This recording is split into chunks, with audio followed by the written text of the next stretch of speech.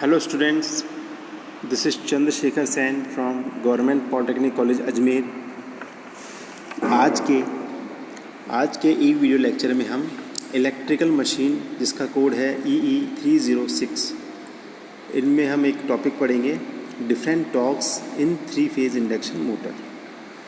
कि जब 3 phase induction motor run करती है तो उसके शाफ्ट पर जो टॉर्क डेवलप होता है उसकी कुछ पॉइंट्स होते हैं, कितनी तरह के टॉर्क्स होते हैं, ज़ीरो से लेकर उसके मैक्सिमम पहुंचने में डिफरेंट टाइप ऑफ टॉर्क्स होते हैं, उनके बारे में हम डिस्कस करेंगे। तो आइए शुरू करते हैं आज का e video lecture different torques in 3 phase induction motor. तो यहाँ पर आप देखिए टॉर्क की जो डेफिनेशन है वो बता रखी है कि what is torque. So we can say torque is a turning force through a radius. ठीक है, टॉर्क की अगर सिंपल हम डेफिनेशन देखें तो क्या होता है कि torque is a turning force through a radius. एक रेडियस के थ्रू जो टर्निंग फोर्स हम लगाते हैं उसको हम टॉर्क बोलते हैं। एंड आपने जो फिजिक्स में पढ़ रखा है वो ये होगा कि torque is equal to force into distance between the object. ठीक है, तो वो भी एक तरह मैकेनिकल टॉर्क की बात करते हैं, पर हम यहाँ टॉर्क इलेक्ट्रिकल पॉइंट ऑफ से शाफ्ट की टॉर्क की बात करते हैं तो वो होता है turning force through a radius. ठीक है, मान लीजिए जैसे एक हैवी व्हील है, उसको हमको रोटेट करना है तो हमें क्या करना पड़ेगा उसके रेडियस के थ्रू उसको टर्न कराने के लिए एक फोर्स अप्लाइड करना पड़ेगा जिसे हम टॉर्क बोल सकते हैं।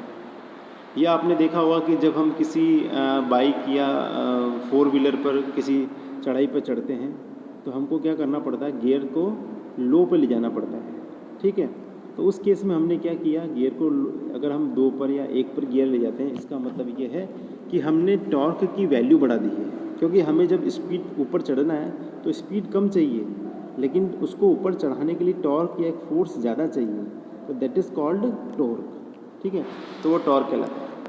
अब ऐसे सिस्टम में जो टॉर्क की यूनिट है वो यूनिट है Newton metre.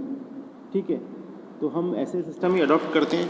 So the unit of torque in ऐसे सिस्टम इज़ न्यूटन मीटर, और इम्पेरल सिस्टम के अंदर इसकी LB फिट होती है। ठीक है, तो हमें तो ऐसे सिस्टम से मतलब है, तो हम ऐसे सिस्टम की बात करते हैं। नेक्स्ट पॉइंट यहाँ दिखा रखा है, torque develop by an asynchronous induction motor varies when the motor accelerate from 0 to maximum operating speed.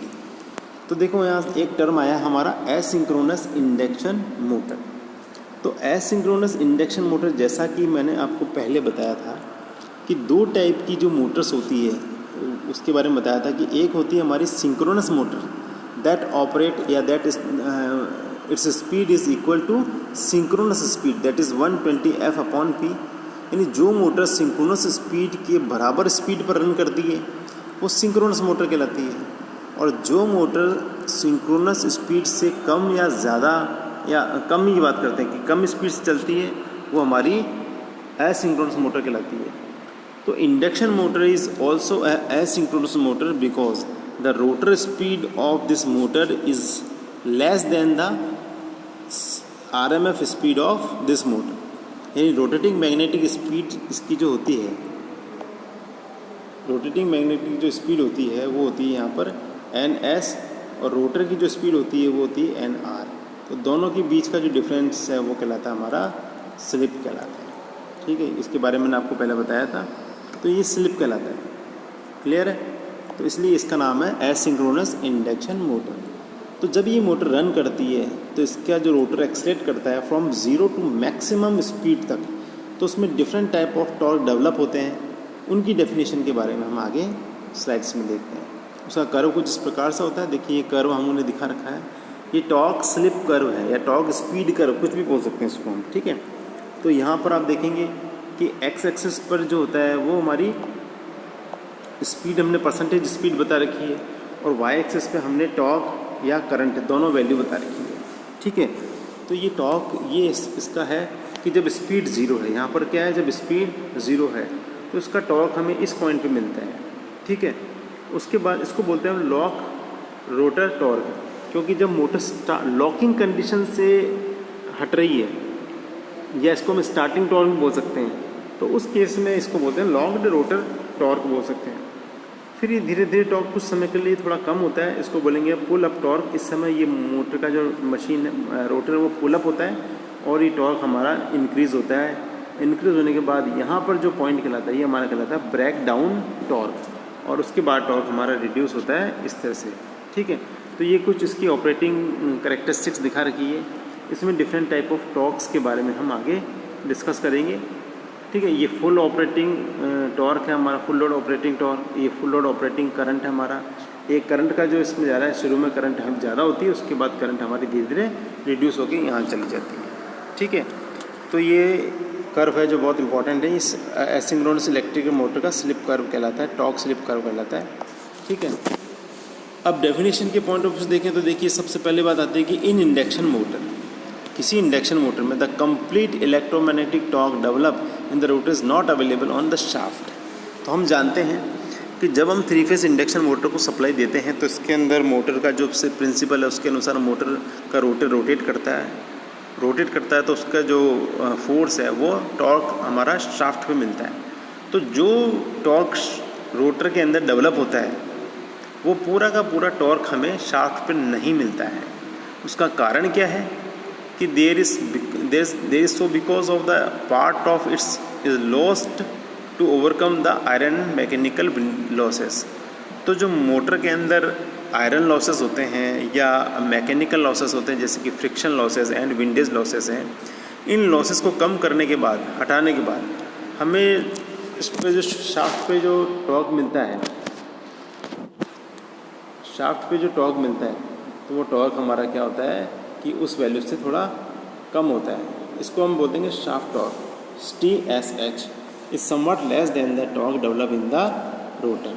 ठीक है, तो रोटर में जो टॉर्क डेवलप होता है वो उसकी वैल्यू होती है वो मेन डेवलप जो टॉर्क उससे कम होती है। क्यों? क्योंकि उसके अंदर आयरन और मैकेनिकल लॉसेस भी माइनस करने पड़ते हैं। अब जैसा पहले हमने देखा था कि what is locked rotor torque and what is starting torque. So the definition of the locked rotor torque and starting torque is the torque and electric motor develop when starting at 0 speed. जब भी कोई induction motor 0 speed से start होती है, या उसको हम बोलेंगे रोटर हमारा रुका हुआ है, स्टैंड स्टिल कंडीशन में है या लॉक्ड कंडीशन में है, तो वहाँ से मोटर जब पुल होती है तो उसको हम बोलते हैं लॉक्ड रोटर टॉर्क, क्योंकि रोटर हमारा लॉक हुआ है, अब उसकी लॉकिंग हट रही है, इसलिए इसका नाम है लॉक्ड रोटर टॉर्क। और मोटर चूँकि स्टार्टिंग के समय जो टॉर्क डेवलप करती है इसको बोलते हैं स्टार्टिंग टॉर्क। तो किसी भी मोटर का, अगर मोटर हैवी ड्यूटी है तो उसका स्टार्टिंग टॉर्क है वो हाई होना चाहिए। इसको बात को ध्यान दीजिए आप कि स्टार्टिंग टॉर्क किसी मोटर का हाई होना चाहिए, बहुत इंपॉर्टेंट चीज़ है।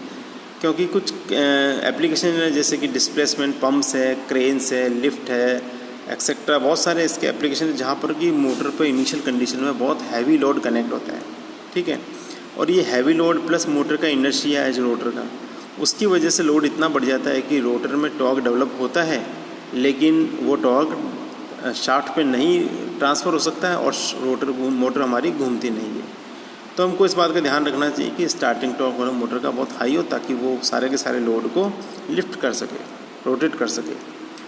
सेकेंडली बात यह है कि कुछ मोटर होती है जैसे कि पंप की मोटर है, फ़ैन की मोटर है, इन मोटर के सेंट्रीफ्यूगल फैन की मोटर, इन मोटर्स के अंदर अगर हमारा जो स्टार्टिंग टॉर्क थोड़ा कम भी होगा तो कोई प्रॉब्लम नहीं है, क्योंकि इसका जो इटसेल्फ लोड है वो बहुत कम होता है और इसको जो हमारी मशीन है वो इजीली बियर कर सकती है, तो इसका जो टॉर्क है वो कम भी चलता है। नेक्स्ट हम आते हैं पुल अप टॉर्क। तो पुल अप टॉर्क के बारे में देखिए क्या होता है। The pull up torque is the maximum torque develop by an induction motor when it run from 0 to full load speed. जब मोटर 0 से लेकर फुल लोड स्पीड तक रन करती है तो उसको पुल करने के लिए जो टॉर्क काम में लिया जाता है उसको बोलते हैं हम pull up torque before it reach the breakdown torque point. तो क्योंकि ये जो पॉइंट होता है वो हमारा ब्रेकडाउन पॉइंट तक पहुंच जाता है, इसका नाम है हमारा pull up torque. Second point बोलता है कि when a motor start and begin to accelerate the torque in the general will decrease until it reach the low point at certain speed. The pull-up torque before the torque increase until it reach the highest torque at the high speed. The breakdown torque point. तो इसमें बता रखा है कि जब भी कोई motor start होती है और एक्सेलरेट होना शुरू होती है तो टॉर्क थोड़ा सा डिक्रीज़ होगा, ठीक है, जब तक कि वो लोएस्ट पॉइंट पे नहीं चला जाता है। उसके बाद वो जो होता है हाईएस्ट स्पीड जाने के लिए उस मोटर्स को पुल करती है, खींचती है, और वो हाईएस्ट पॉइंट पर पहुंच जाता है। उसको बोलते हैं ब्रेक डाउन पॉइंट बोलते हैं। द पुल अप टॉर्क, इसको देखिए, इसमें देखिए यहाँ दिखा रखा है, ये यहाँ पर दिखा रखा है ब्रेक डाउन टॉर्क, ठीक है। हाँ, the pull up torque may be critical for the application that need power to go through some temporary barriers achieving working condition. तो पुल अप टॉर्क होता है वो क्रिटिकल होता है कुछ एप्लीकेशंस के लिए। अब बात करते हैं हम ब्रेक डाउन टॉर्क की बात करते हैं। तो ब्रेक डाउन टॉर्क क्या होता है? The breakdown torque is the highest torque available before the torque decrease.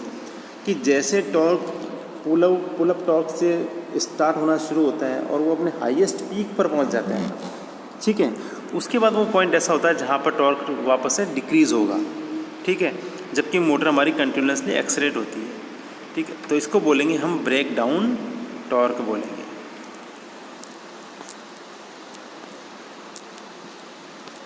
हाँ, आप ये देखिए ब्रेक डाउन टॉर्क बोलेंगे। और सेकंड है जो है फुल लोड टॉर्क, या उसको हम ब्रेकिंग टॉर्क भी बोलेंगे। The full load torque is the torque required to produce the rated power of an electrical motor at full load speed.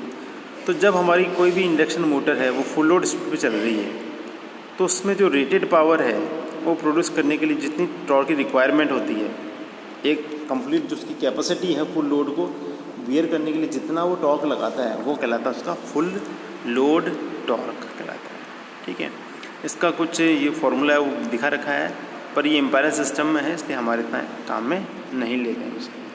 तो ये जो दो चीज़ें हैं ब्रेक डाउन टॉर्क और फुल लोड टॉर्क, वो इस तरह से हम डिफाइन कर सकते हैं।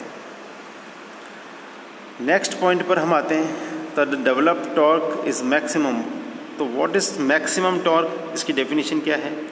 तो हम इस तरह से बता सकते हैं कि the developed torque is the maximum when the rotor resistance per phase is equal to the rotor reactance per phase under running condition. तो ये मैक्सिमम टॉर्क की कंडीशन बता रखी है कि व्हाट इज़ मैक्सिमम टॉर्क। तो इसकी कंडीशन क्या होती है मैक्सिमम टॉर्क की, कि व्हेन R2 यानी रोटर का रेजिस्टेंस वो हमारे रोटर के रिएक्टेंस के बराबर अगर हो जाता है, ठीक है, तो ये कहलाता है हमारा मैक्सिमम टॉर्क की कंडीशन है। और ये रनिंग कंडीशन में अगर यहाँ ऐसे लगा दें तो ये रनिंग कंडीशन में मैक्सिमम टॉर्क की कंडीशन है कि जब रोटर का रेजिस्टेंस रोटर की रिएक्टेंस और स्लिप के बराबर होता है, तो उस केस में हमें जो टॉर्क मिलता है वो हमारा मैक्सिमम टॉर्क कहलाता है। क्लियर है सभी को ये बात? ये कंडीशन हम आगे पढ़ेंगे, डिस्कस करेंगे। और full load torque is the torque required to produce the rated power of an electrical motor at full load speed. तो ये हमने पहले पढ़ा है अभी जस्ट कि फुल लोड टॉर्क की डेफिनेशन क्या होती है। तो ये हमारा कहलाता है full load torque is the torque required to produce the rated power of an electrical motor at full load speed, ठीक है। अब हम देखते हैं यहाँ पर जो फॉर्मूला था पहले हमारा, ये फॉर्मूला हमने यहाँ लिखा था T is equal to 5252 PHP upon NR। उसको हम यहाँ पर डिस्कस करते हैं कि यहाँ पर क्या दे रखा है कि T इक्वल्स टू दे रखा है full load torque, where T is equal to full load torque, और PH is equal to rated horse power. HP का मतलब होता है हॉर्स पावर, ठीक है। ये भी एक तरह का इलेक्ट्रिकल की यूनिट है जिसको हम बोलते हैं हॉर्स पावर। इसका जो वैल्यू होती है वो 746 वाट होती है, ठीक है। तो ये कहलाती है हॉर्स पावर। और यहाँ NR दिखा रखा है, NR is equal to rated rotational speed revolution per minute, या RPMB से हम बोलते हैं। In metric unit the rated torque can be express. और अगर हम बात करते हैं मीट्रिक सिस्टम की, तो यहाँ पर T equals to 9550 PKW upon NR, where the KW is the kilo watt power, the unit of the power. उसको हम डिवाइड करेंगे NR से, जो कि हमारी रोटेशनल स्पीड है, रोटेशनल पर मिनट के अंदर। Now where T is equal to rated torque that is newton per metre, and PKW is equal to rated power kilo watt power, and NR is equal to rated rotational speed. तो यहाँ हमने different type of torque के बारे में आज discuss किया है। I hope आपको ये जो डेफिनेशन है वो आपको समझ में आई होगी। क्योंकि ये डेफिनेशन हमारे आगे जब हम इंडक्शन मोटर को डिटेल में और पढ़ेंगे तो वहाँ पर बहुत ज़्यादा हमारे लिए उपयोगी है। तो उम्मीद करता हूँ आज का लेक्चर आपको बहुत पसंद आया होगा। आप इसे और देखिए, शेयर कीजिए और सब्सक्राइब कीजिए। Till then goodbye. तो मैं यही समाप्त करता हूँ आज का लेक्चर।